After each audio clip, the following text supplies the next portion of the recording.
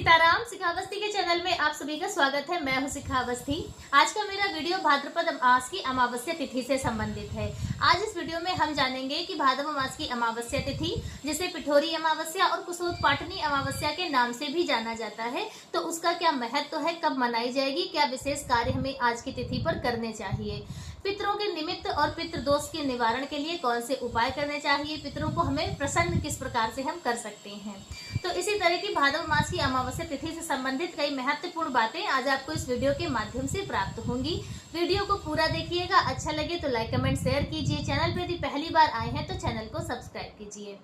देखिए, महीने की जो 15वीं तिथि होती है वह अमावस्या तिथि होती है और यह हमारे पितरों को समर्पित होती है। इस दिन आप जो भी पुण्य कर्म करते हैं उससे आपके पितृ तृप्त होते हैं और आपको आशीर्वाद देते हैं।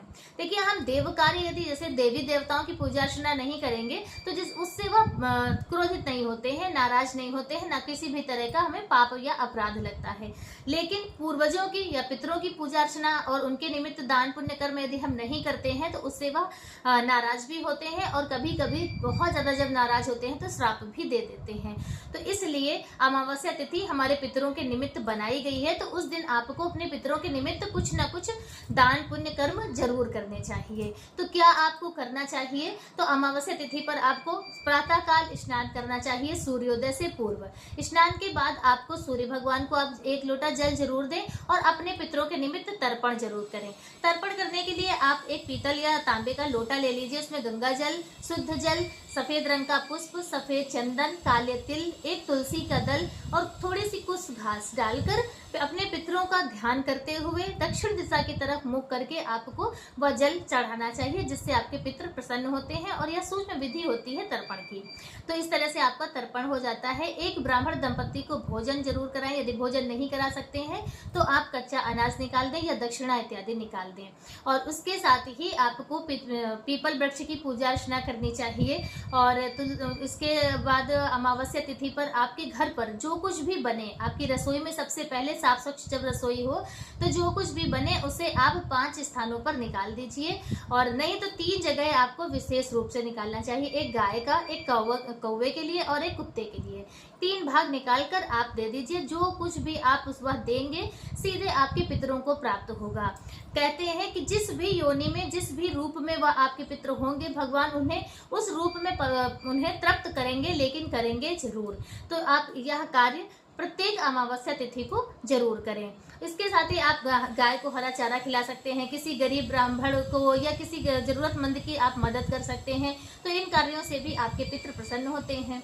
और देखिए, पीपल वृक्ष में भगवान वासुदेव का वास होता है और हमारे जो पितरों का भी वास पीपल वृक्ष में माना जाता है। तो पीपल वृक्ष के नीचे आज की तिथि पर आपको जल जरूर अर्पित करना चाहिए। 4 परिक्रमा करके वहां पे दीपदान जरूर करना चाहिए। तो इस तरह यह जो कार्य करके आप अपने पितरों को प्रसन्न कर सकते हैं, पितृदोष से मुक्ति पा सकते हैं और उनका आशीर्वाद प्राप्त कर सकते हैं। वर्ष 2025 में कुशोत्पाटनी अमावस्या कब मनाई जाएगी, चलिए वो अभी जान लेते हैं। तो देखिए, अमावस्या तिथि हमारी प्रारंभ हो जाएगी 22 अगस्त को। 22 अगस्त को अमावस्या तिथि प्रारंभ होगी दोपहर में 11:58 पर और 23 अगस्त को दोपहर में 1:38 तक अमावस्या तिथि रहेगी और उसके बाद फिर प्रतिपदा तिथि प्रारंभ हो जाएगी। तो उदय तिथि का मान रखते हुए भाद्रपद मास की अमावस्या तिथि 23 अगस्त 2025 दिन शनिवार को मनाई जाएगी। लेकिन जो शाम के कार्य हैं, जैसे पिठोरी अमावस्या का कार्य है या दीपदान के जो कार्य होते हैं, वह हम 22 अगस्त को ही करेंगे, क्योंकि 23 अगस्त को शाम के समय हमें अमावस्या तिथि प्राप्त नहीं होगी। इसके साथ ही स्नान, दान और अन्न का दान, यह कार्य आप 23 अगस्त को कर सकते हैं। तो इस तरह से आपको मनाना है या भाद्रपद मास की अमावस्या तिथि। अब कुशोत्पाटनी या कुशग्रहणी अमावस्या का महत्व क्या है वह जान लेते हैं। देखिए, जो कुश घास होती है वह अपने हिंदू धर्म में बहुत ही पवित्र मानी गई है। उसकी मान्यता यह है कि जब भगवान वाराह रूप धारण करते हैं, पृथ्वी को जल से निकालकर बाहर लाते हैं, तो उनका जब शरीर गीला हो जाता है तो वह अपने शरीर को जब झड़कते हैं तो कुछ वह जल के साथ में कुछ उनके रोए भी धरती पर गिर जाते हैं और वही कुश घास का रूप ग्रहण करते हैं। दूसरा पौराणिक कारण यह है कि जब माता सीता धरती में समाती हैं और भगवान राम जी उन्हें रोकते हैं, तो रोकने के समय उनके हाथों में सिर्फ माता जी के केस ही आते हैं हैं तो वह जो माता के केस हैं सीता माता के, वही कुश घास का रूप धारण कर लेते हैं। तो इसीलिए अपने हिंदू धर्म में कुश घास बहुत ही पवित्र मानी जाती है और यही कुश घास भाद्रपद मास की अमावस्या तिथि पर अपने घर आपको लाना चाहिए, उसकी पूजा अर्चना आराधना करनी चाहिए और वर्ष भर के लिए अपने घर में उसे एकत्र करके रखना चाहिए, क्योंकि बहुत ऐसे देव कार्य पितृ कार्य होते हैं जिसमें हमें कुश घास की आवश्यकता होती है। तो यह तो कुशोत्पाटनी या कुशग्रहणी अमावस्या का महत्व है जो आपको भाद्रपद मास की अमावस्या तिथि पर जरूर करना है। पिठोरी अमावस्या का क्या महत्व है? पिठोरी अमावस्या का महत्व इस प्रकार से है कि ऐसी मान्यता है कि एक बार माता पार्वती ने भगवान गणेश की 64 योगिनियों के साथ में पूजा अर्चना आराधना की थी। वह 64 योगिनियां जो है आटे की पुतली बनाई जाती हैं जिन्हें पिठोरी कहा गया है।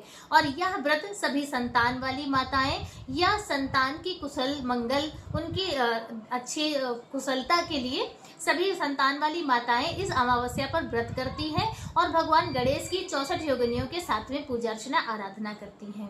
तो यदि आप यहाँ होता है पिठोरी अमावस्या मनाई जाती है तो आप उस तरह से पूजा अर्चना करेंगे, अपनी पारिवारिक परंपरा के अनुसार करेंगे। यदि आप नहीं करते हैं तो इस अमावस्या तिथि पर आप भगवान गणेश की विधिवत पूजा अर्चना आराधना कीजिए और अपने संतान की कुशलता की प्रार्थना कीजिए। हो सके तो व्रत रखिए और यदि व्रत नहीं आप कर सकते हैं तो आप शुद्ध सात्विक भोजन कीजिए। प्याज लहसुन का त्याग वैसे भी कीजिए क्योंकि अमावस्या तिथि है, उस दिन आपको लहसुन प्याज का प्रयोग बिल्कुल भी नहीं करना चाहिए। तो इस तरह से आपको पिठोरी अमावस्या और कुशोत्पाटनी अमावस्या से संबंधित आज का वीडियो मेरा बस इतना ही। वीडियो कैसा लगा कमेंट करके जरूर बताएं। मिलते हैं दूसरे वीडियो में किसी दूसरी जानकारी के साथ। तब तक के लिए श्री सीताराम।